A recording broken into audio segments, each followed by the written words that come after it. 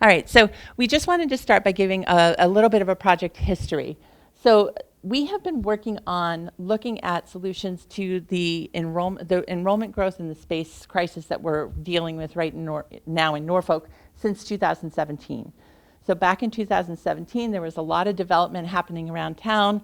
We were seeing from our parents and our families that the biggest concern that people had was how we were going to accommodate all the new growth within the schools that we have currently.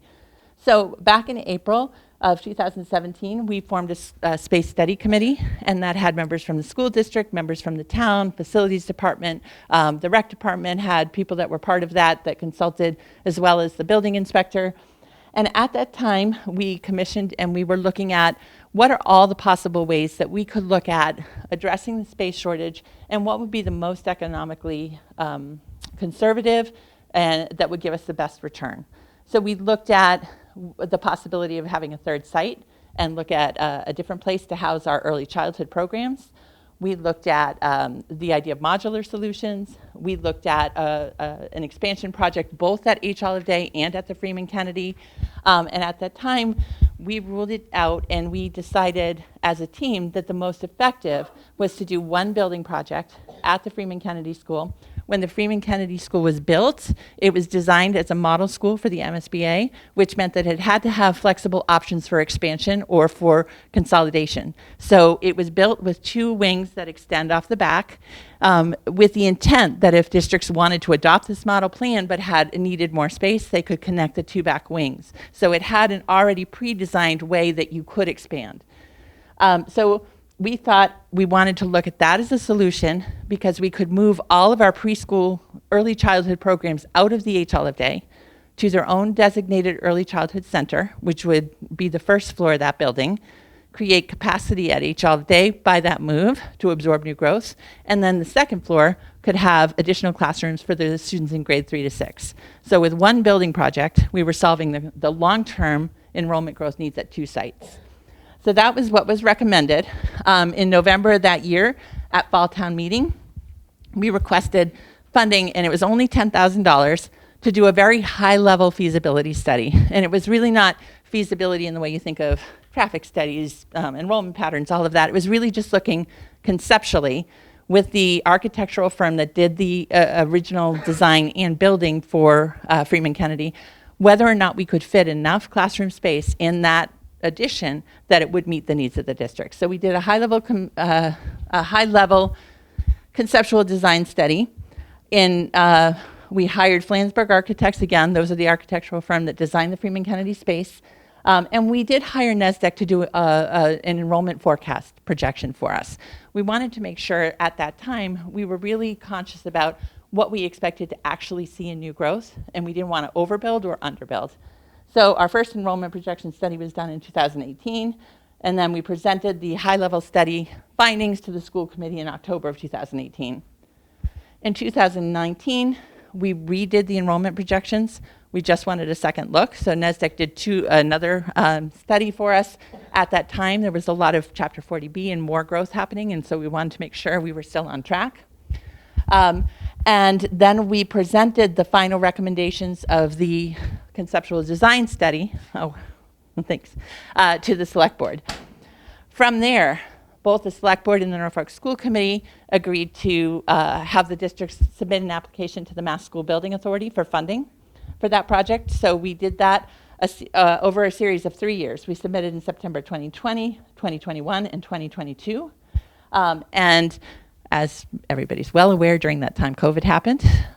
We were not prioritized for funding. The state was really looking at schools that needed critical infrastructure, HVAC, air quality, major safety concerns. So we were declined from MSB all 3 times. At that point, we were really concerned that if we kept delaying the project, we were going to be in a situation where the town was forced to spend money on a temporary solution that wouldn't give us the return we needed. Modular classrooms, something like that, renting, leasing space, and then we'd still need to address the building project. So we decided that we would bring forward a recommendation to move forward with the next phase of the project, which is a full feasibility study.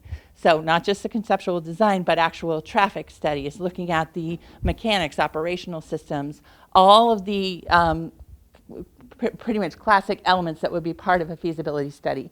We went to the town meeting. We asked in May for them to appropriate funds for a feasibility study. And we also decided to update the demographic study again. So we did that. In the fall of 2022, AI3 was hired, which is Justin, and he'll walk you through what we found in that process. We did the full feasibility study of a brick and mortar solution addition. Coming at the end of that, we went back to the town. We were ready at that time to recommend the full, moving forward with the design portion of the project. But a lot of things changed over COVID. We saw some changes in terms of enrollment. People were struggling. There's a lot of inflation. And the town really said, can we take a pause, step back, and relook at those options you looked at back in 2017? Does it still make sense to do a brick and mortar addition? Should you consider leasing again? Should you consider modular options? So the town voted and funded to do an expanded feasibility study. Spring 23, the town appointed the building committee you met tonight. We moved forward with the second round of the feasibility in the fall and just completed that recently. That looked at all of those other options. We'll go through them shortly. It brings us to where we are today, and I'm going to turn it to Justin so you can kind of see what the results of that showed and why we're bringing this recommendation forward now. Oh, sorry.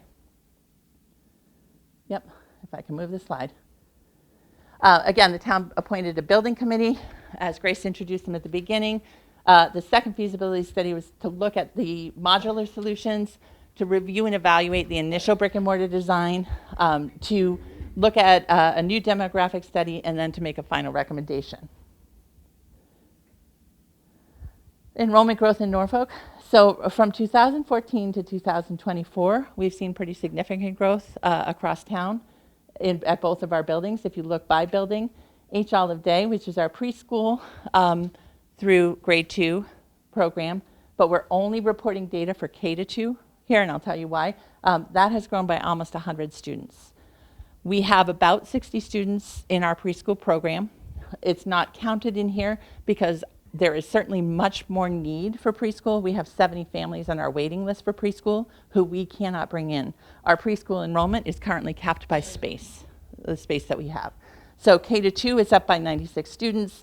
Freeman, the growth has started first at H. Olive Day. We're seeing more kids come into our early childhood programs. Families are moving with young kids, starting with us in kindergarten and staying with us through 6th grade. So the growth has happened fastest at the H. Olive Day. And now as those larger class sizes are rolling up through Freeman, we're seeing that growth start to build there. So Freeman is now up by about 40 students, district-wide about 135. Sure. So the need for the preschool, I assume you're serving all the children who need the services, special ed services, and that's just a number of their peers. Yes. So the majority of our preschool programs, and Jill corrected me, we have 4 integrated preschool programs. By law, we are required to provide preschool programming for students as of their 3rd birthday if they have a disability and require that service. We're also required to keep those as integrated programs. So we have peer models at about a 1-to-1 ratio, or 50% students with disabilities and 50% peers in 4 of our rooms. 2 of our rooms are more substantially separate for students who have higher levels of need. Currently, yes, we are providing services for all the kids that we know need them. However, the demographic study is projecting we're going to see another 200 students coming to the district over the next 10 years. We have seen in the demographic trends to date that that the proportion of our students requiring service has been pretty consistent, 18 to 19%. So we do not have the capacity to provide the preschool services to students that we anticipate coming if this happens. Does that make sense? Sure. All right, now I'll turn it to Justin. Thank you, Superintendent. So my name is Justin Tebow, a principal at AI3 Architects. We're the architecture firm that's been working with the town for the past couple of years through these 2 feasibility studies. So What was done previously in 2023 at the completion of the first feasibility study, it identified a size of a building to support the needs of the district. 2024 feasibility study, the first thing that we did once we got those new demographic studies from DAA was to confirm that all the previous work done was still accurate. So at the end of the day, in 2024, the numbers still held true. So Freeman-Kennedy needed 33 classrooms. 27 are existing, 6 are new. Pre-K classrooms identified as 7, again to support what Superintendent Lardy was just talking about regarding the anticipated needs for special education and inclusion. And total project size approximately 36,000 square feet. We looked at all the demographics, the numbers, and the shifts, and really it didn't move anything above or below threshold. So the information that was completed in 2023 held true for the size of the new building or even the modular study for this second feasibility study. And just let me add that that is also based, that was based on the new feasibility. We bid out and we contracted with a new demography firm. All of the demographic studies are on our project website, so if you want to read the full report. So we were really looking to, based on the new study, are we still seeing the same pattern for enrollment growth? So that's what he's talking about between 23 and 24. So what's up on the screen and what's in the handouts, these are really simplified, boiled down options of the 4 options that the building committee reviewed and ultimately voted on. Starting from left to right, all the way to the left is a permanent addition. This is a brick and mortar, permanently built, steel superstructure, etc. High level, and I'll get into more details on all of these, but high level permanent addition is $37.9 million.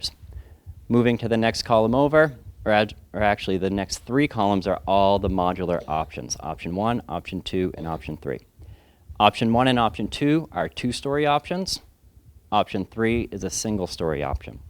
The committee wanted to know if there was significant cost savings going with a single story versus 2 stories, no elevator, no stairs, etc., as well as a couple other different nuances here.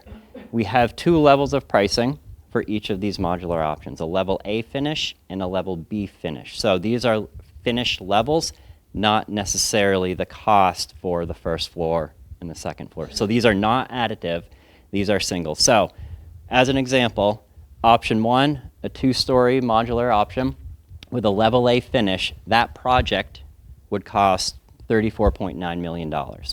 That same project with less durable finishes would cost $32.2 million. So it's not additive for option 1, it's either or. Through all of this study, and I'll go through high level of what the options for all the modulars included and the configurations, but through all of this, this study and conversations, the building committee voted unanimously to bring forward the permanent build option as the preferred option. So I'm going to go high level over the modular options, and then we'll jump into the permanent option as far as what was actually looked at. So option 1. 2-story modular option. This is the option that is the most apples to apples comparison with a permanent build. It's connecting the 2 academic wings. So to orient yourself, this is the front of the building here, gym is up here, cafeteria is down here, and then these are the 2 academic wings. Option 1 connects the 2 academic wings across the back. There's that access road there. Basically, it builds on the access road. Again, 2-story option. Option 2 for modulars is saving the cost of reworking that access road and moving the modulars beyond the access road. In that large green space, the grass area, just pushing it beyond. Couple items to note here. It's now removed from the actual building, as well as it no longer fits fully as a linear scheme as the previous one, so it's sort of an L configuration just to tuck it within the property boundaries. And then looking at option 3 is the single-story option. So the building remains the same size, but instead of going up, you're going out. So it's twice the footprint as any of the, as the previous options. This option will not physically fit behind the building. where the other two options are. It's twice as big. So the only location for this is actually on the large athletic field green space area at the front of the building. The existing gym is right down here. So you can see it's off to that corner of the gym area. These three options pose a number of different concerns, and we'll get to that in a little bit as far as reasoning why the permanent option was identified as a preferred option. Some of those you can see right away. The building is disconnected. That's a security concern, a safety concern, etc. Time on learning. Additionally, from an expense perspective, it really means that these items for option 3 and option 2 anyways are truly separate, and there's an additional infrastructure, etc., just to support that separate building.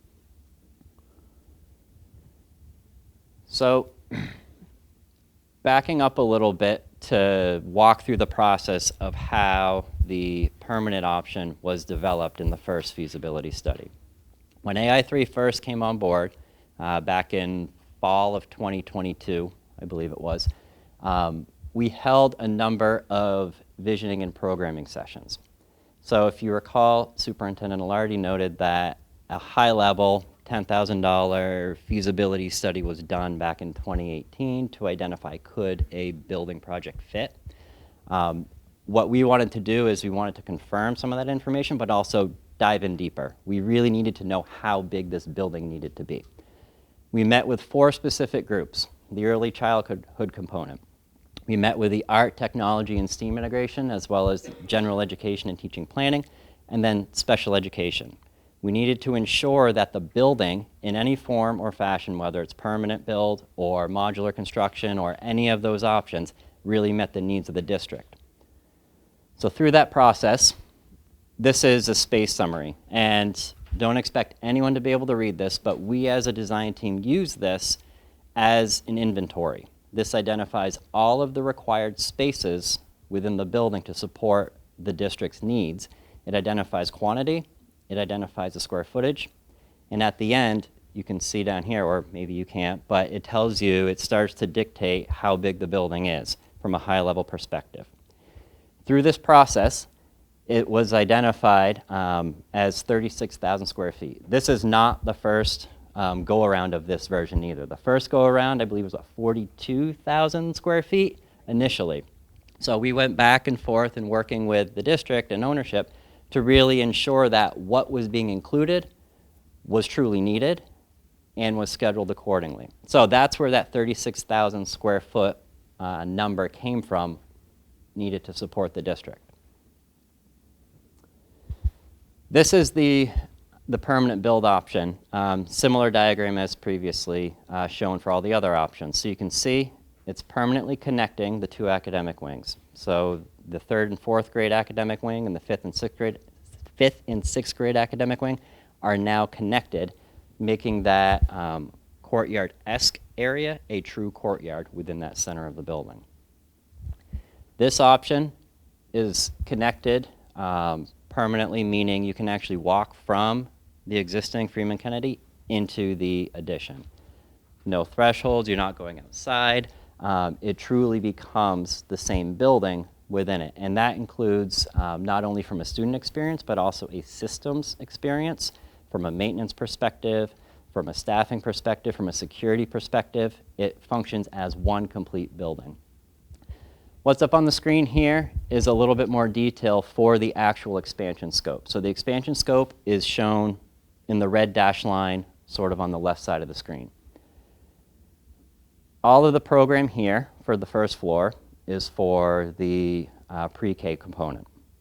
That is moving from this school, HOD, over to Freeman-Kennedy. So that is the 7 classrooms for the pre-K, as well as the special education suite, which is going to be the administration component of that pre-K space. The reason why I specifically mention that is the pre-K is going to have its own dedicated entrance. Different arrival times, different pickup, drop-off, that flex throughout the day. In reality, there needs to be its own dedicated entrance for the littlest kids versus the upper elementary kids. So with the expansion in the red, we also highlight a handful of spaces in green.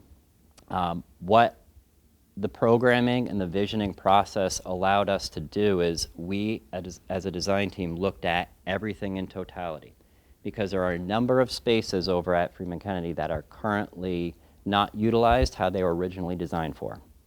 Science lab, it's a prime example. It's no longer a science lab. Yeah, it's been converted to a classroom. So there are a number of different spaces, but looking at the actual expansion scope, we zoomed out and looked at what these spaces in green could be reallocated for. So they're not new spaces. It's moving components around to provide services to students and to identify specific zones. So all of the third grade would be in the third grade wing. You wouldn't have a service halfway down the third grade wing that a fifth grader may need. Or the art area is no longer in the fourth grade wing. It's now centrally located, etc. So the spaces in green aren't new. They're just taken back essentially from the reallocation that currently was needed just based on the current capacity of the building. Second floor is where the elementary scope is. So it's your general classrooms, 3 through 6, as well as a couple of your other dedicated spaces. So I mentioned the science lab. That science lab would be recreated in a centrally located space, as well as the art classroom. What that does is that it allows those two existing spaces to leave their dedicated classroom wing. So art is no longer in the fourth grade wing, which allows that to be used for a fourth grade classroom. So by centrally locating all these shared spaces, it provides a more efficient building, and it provides better access for all students throughout. Site circulation, this is very similar to option 1. Again, we're connecting the two academic wings, we're building on that access road. I mentioned pre-K is going to have its own entry. With that is its own parking area, its own entry sequence for site circulation to ensure that it's a safe pickup and drop-off experience, and again, it's located to the back of the school. Also, one thing to note, in blue at the bottom, that is a required pre-K play area, so that will also be included directly adjacent to the building for safe and easy access for the youngest students. Here's a rendering of what it could look like. Couple things to note with this, and even with any of the estimating process and with any of the configurations and layouts. Because the existing building is new, it's relatively new, what we are doing is we don't want this addition to look like an addition. We want it to look like it was originally part of the building. So we're using the same exterior materials. We're using the same interior finishes. That way you're not walking through LVT floors to carpet or whatever it may be. We want everything to flow and to match throughout so it doesn't look like an addition. So a lot of the finishes were dictated to us with that. So you'll see here, that's the new main entry sequence for the pre-K component. And again, connecting and making that a true courtyard. And then you can see a little bit closer up, again, using the same simulated stone, the raised metal panel, and then even the window sizing, configuration, and spacing is from the existing building. So again, we want it to look as if it was part of the original design and not an add-on after the fact. Turn it over to Superintendent to talk through the next couple. All right, I'll walk through this, and then any building committee members who want to add, feel free. So the scope and the charge for the building committee with this second feasibility study was to look at the modular options, reevaluate the brick and mortar options. We also did look at the potential of lease space, and to make a final recommendation to the town. In the end, the committee unanimously voted to move forward with the brick and mortar. A big part of that is cost. So when you look at the modulars, if you go back to the modular solutions, they were ranged in finish levels from 32 million to 34. The lower finish levels have an average life expectancy of 15 to 20 years. Is that correct? And the higher level finish that have, and Justin would have to talk about the differences in the finish, the higher level, it's 20 to 25 years. The brick and mortar addition is a 50-year building. So we were looking at a modular solution costing 4 or 5 million less, but having half the life expectancy. That also would drive costs because in 15 years you'd be rebidding that in a very different climate with construction escalation. So the second part of your solution would be bid at a much higher rate. So cost was an important piece. Also, the detached modulars, there were significant concerns about student safety, having a third site that you have to lock down. Also the educational impact, if we have like one whole grade level, say 6th grade is in the detached modular, students have to travel from that modular into the building for lunch. They have to go back out. They have to come back for specials, art, music, library. That's tough in the winter. If kids are sick, they can't travel to the nurse's office by themselves. So there was a lot of practical concerns that you could certainly look at, but given that there wasn't going to be cost savings, there was a lot of loss, a lot of things that we'd be giving up. Also, for one of the additions, you lose our primary outdoor field play space, which is very heavily used by the schools and by the rec department. Maintenance of the modulars was higher, longevity was lower. Again, higher long-term cost for replacement. The brick and mortar solution offers a single campus, safe for students to travel independently through the building, no negative impact on time of learning for transitioning for services. Better energy, it's more energy efficient, so long-term maintenance costs were lower, and again, a 50-year longevity. Why move forward now? So we had a lot of conversations at the building committee level about, do we bring this project forward now? Do we try to delay it? We know it's been a tough recovery from COVID.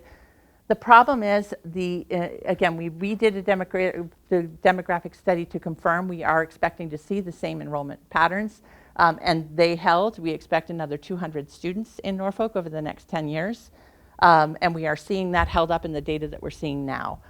So enrollment continues to grow. We just did a tour of HOD.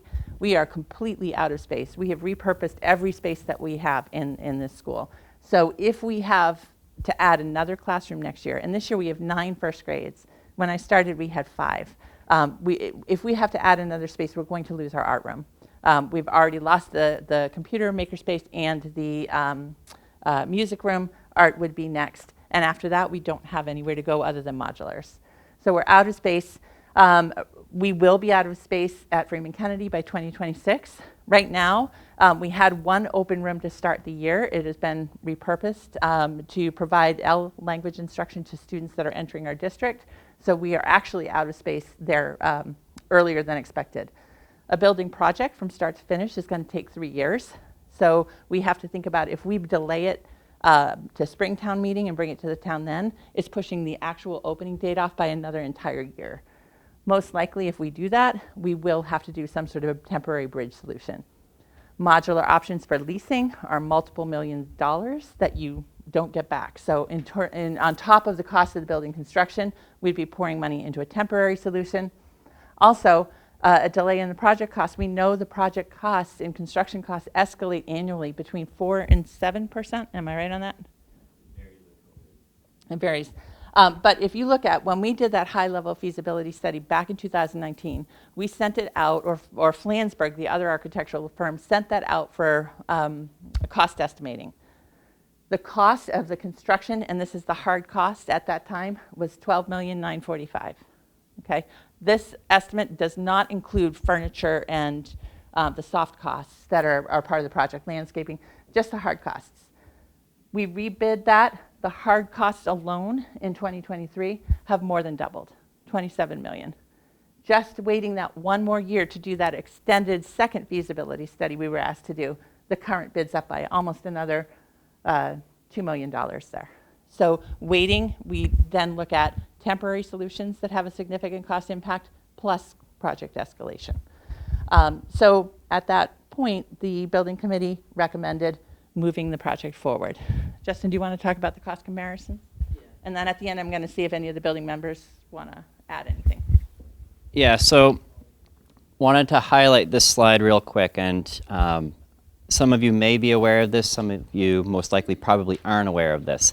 This is actually from the MSBA's website. So the MSBA is the Massachusetts School Building Authority. They were your partners when you built Freeman-Kennedy 10, 15 years ago. We fully understand that they're not working with you folks right now. However, with that, they track all of their educational construction projects in the Commonwealth and have been for years, last 20 years. And what it is, it's construction projects, it's the cost per square foot from the construction cost. The reason why that this slide is in the deck is to show, again, a number of different things. The increase in cost, that $12–13 million initial cost to the $29 million cost now. You can see that chart, it goes up really, really quickly. Back in 2010, when Freeman-Kennedy was originally done, $263 a square foot. 11 years later, the average, you're up to $506. Now you're at $771, the average construction cost. So it's in line with the actual market escalation. Additionally, you can see it's below this orange dashed line. That's the projected average. As I mentioned previously, a lot of the finishes, a lot of the design has been already given to us, as you will. We know we're matching materials. So that's really driving what some of these numbers are. But the project is still lower than the average educational construction market within Massachusetts. So, high level timeline, again, town meeting, November of this year. If it passes there, it'll go to a town ballot vote for a debt exclusion to fund the actual design and documentation of the project. The intent would be to come back to fall town meeting, essentially a year from now, with the design done and bids in hand from contractors saying, okay, it's going to cost X number of dollars to build this, similar to what was done with the fire station. So that way, the town meeting ask isn't, yeah, it's an approximation or it's not an estimate. There will be bids in hand for that actual vote in the fall. Would have to pass twice there, again, town meeting and town ballot, and then construction would be approximately 16 months-ish, depending on the seasons, the weather, etc. So target occupancy of the new addition component of it would be for fall of 2027. So when students come back September 1st of 2027 or whenever that date is, it would be occupying the expansion of the building. Upcoming meetings, community forum, that's tonight. And then town meeting is Tuesday, November 12th. So that's what's on the horizon. Turn it back over to Superintendent. And I think just before we jump into questions, I don't know if any of the building committee members wanted to add anything about the process, things that we looked at, comments. Or you want to wait for questions? It's fine too. We'll wait. All right. Open it up if anybody has questions that we can answer. Oh, and I did want to say just before we take questions, in the back you can see there is a sign that just says explore the Freeman-Kennedy building project. There's a barcode there and there's one up front. If you scan that, we have a full project website. You can see all of the full feasibility reports, all of the full demographic studies, all of the town meetings are archived there, and all of the building committee meetings. So anything you want to know, if you want history or you want to see the actual data, it's all on the project website, so you can scan it to get to it. All right, questions? Go ahead. I don't. Hi, sorry. I got a couple questions. Do I do name or anything first? Sure. Ben Sprague, 264 Main Street. I saw on one of the original slides where it was it talked about redoing the fire alarm system on the Freeman-Kennedy for $910,000. Now that school is only 15 years old. When that was built, it was proposed that was a 50-year school, just like we're building now. So I just wanted to know why we would spend $910 on something that has a shelf life of 35 years left. And Justin, I'll let you talk to it too. But what you see right here are additional capital items. They are not part of the project scope. However, They are capital items that the town knows are coming because the building itself is a 50-year building. Mechanical systems don't have that life expectancy. The system that we have right now for the fire alarm system is a proprietary system, and we can't get parts. Matt, I don't know if you want to add to that, our facilities guru here. But those are optional capital items that the town might want to consider because we looked at and we were asked to consider, would they yield savings if you have to replace the mechanical chiller systems, which have a 15-year life expectancy? Yeah. Yeah. So I'll turn it to Matt, but again, those are not part of the project scope. Those were just, we were asked to price those for the town capital planning purposes. But Matt, do you want to talk about the fire system? This is not my expertise area. Yeah, so like all the smoke detectors, the heat detectors, they don't make them anymore. So like we just had a problem a couple of months ago to get one placed, and they're going to tell us every single one in the building's got to be replaced. Replacing the hardware, not the wiring itself, and maybe the fire alarm box.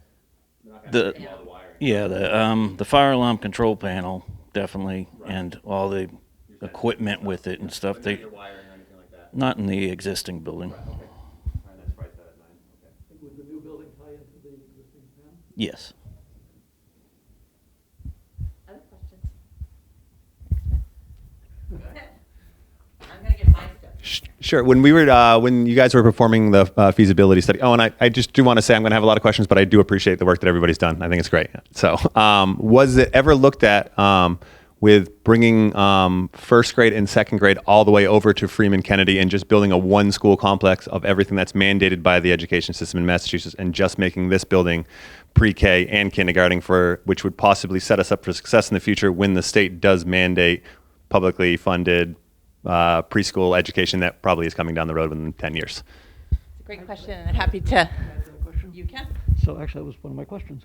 Does that affect the students? In other words, when I was growing up, we went from one school to another school to another school, and I just don't know if that has a negative effect on the education of children. Like, wouldn't you take the higher grades here and move them over to Freeman-Kennedy so that you could start pre-K here and go to some point and then switch to Freeman-Kennedy? Yeah, thank you. I'm happy to answer that. So we talked a lot about that, and here's the rationale behind that. The Freeman-Kennedy School has a gym space, library space, cafeteria space that can accommodate the students that they have, up to 700 students, so the additional growth at Freeman. It could not accommodate additional first grade students accessing the gym, the cafeteria, the library. We wouldn't have enough time in the schedule for them to receive their classes, or for second grade, and we don't have enough cafeteria. Preschool is a standalone program in many different districts. It's housed in an alternate site because preschool students don't use the gym. They don't go to the cafeteria for lunch. They don't access the library at the same level. So it can be a standalone program. If we were to move another grade level, we would have to look at a second gymnasium, a second cafeteria, which drove cost up. And I think the committee was really committed to trying to keep it as cost effective as possible. So that is why we recommended in the end moving preschool. It allows for a very developmentally appropriate, rich early childhood center, which are often housed separately, but it also doesn't monopolize other critical educational spaces and allows us to provide for the growth that we are expecting at the Freeman. Does that make sense? Yep. Okay, another question, sorry. If anyone else wants to jump in. Yeah, I don't mean to hog the mic, sorry. Actually, hold on, you can take it back. I gotta think of my question again, if anybody else has one. I do have one, though. Oh, Other I do, actually, questions? I remember now. Sorry, with the study that was done and based on projections, I know we're saying this is a 50-year building, but we're already almost oversized at FK after 15 years of it being built. What are the projections that this addition, how long will it last? So we're not coming back to the taxpayers in the town and saying, oh, guess what? Haha, we just did an addition 15 years ago, and now we get to do it again. So Freeman was built before I started in the district. So when Freeman was built, it was built with participation through the Mass School Building Association. The MSBA cost shared that at almost a 50% ratio. But one of the requirements of MSBA is that you cannot build a building for future growth. So you cannot build spaces that you can't immediately occupy if you're getting MSBA funding. So Freeman was only built to house the students that are currently in the district. It saved you multiple millions of dollars because MSBA funded half of it. So that is why Freeman was out of space as the growth happened, because it wasn't built to accommodate that in order for you to get the funding that you receive from MSBA. So that was the decision of the building committee at that time. You could have added classrooms that the town solely funded, but I can't speak to that because I wasn't here, but that was not what the town opted to do. At H. Olive Day, when we did the demographic study, and all three I would say are absolutely consistent and they line up together, so we didn't see a difference in pattern of data. The majority of growth we are projecting that HOD is going to see has happened. You have 100 more students. That's why we are so overcrowded. We expect an additional 30 to 40 students based on the study coming in, but by moving the special ed wing and moving all of the six actually preschool classrooms that we currently have now, we have the capacity to absorb that growth, plus some flexibility to regain our music room, to regain our technology lab, to have flexible options if the growth exceeds what we're projecting. H. Olive Day is 35 years old. So we are looking at, can we, with this project, make it to the 50-year point, which we are pretty confident we can do. So this is sustainable with the growth that we've had at HOD. If the numbers stay the same, FK holds the same, and will FK will not need another addition after this, even with the growth we're seeing. So like you're saying, it went up 100 this year. Yep. FK can hold 100 kids right now. Over there. We're only adding 7. We're adding 2 floors. We're adding 7 preschool classrooms on the first floor plus offices. Yep. Yep. And up at the top, we're adding 6 additional general ed classrooms plus an art room and a music room, which frees classroom spaces in the wings. It does meet the enrollment growth we expect over the next 10 years. Nobody will do a projection beyond that. Again, you would have options with this build out. Say there's significant growth continuing. When HOD hits 50 and you're redesigning what you're going to do there, you could move the preschool back and reclaim additional space. So there are flexible options. I think the committee was really diligent about making sure this solution in one building would meet the long-term needs of the town, so we don't have to go back. So that's kind of how they thought about it, unless anybody wants to jump in. There you go. Let me just make this statement. When we were considering Freeman-Kennedy, my wife brought up the point about expansion. And the state lied to us and said, oh, nobody's moving into Norfolk. The next week, year, whatever it was, the next week, whatever, they go, oh yeah, by the way, you need to have 40B. Okay, so that's that little statement. Is there an elevator in the current FK building? Because I've never only been in the gym and the cafeteria for voting in town meeting. There is. Does this addition require an additional elevator to meet ADA or not? No, it does not require. Okay, thank you. Other questions? There's a ton of information on the website too, and as I said, all of the meetings, all of the discussions have been filmed by Norfolk Cable so that they're very visible. I would say, again, thank you to Mike and Jason, who have volunteered their time to sit through a lot of meetings. They had a lot of great community perspective to bring. Medora and Grace, who have served some for longer than others, but again, we started back in 2017.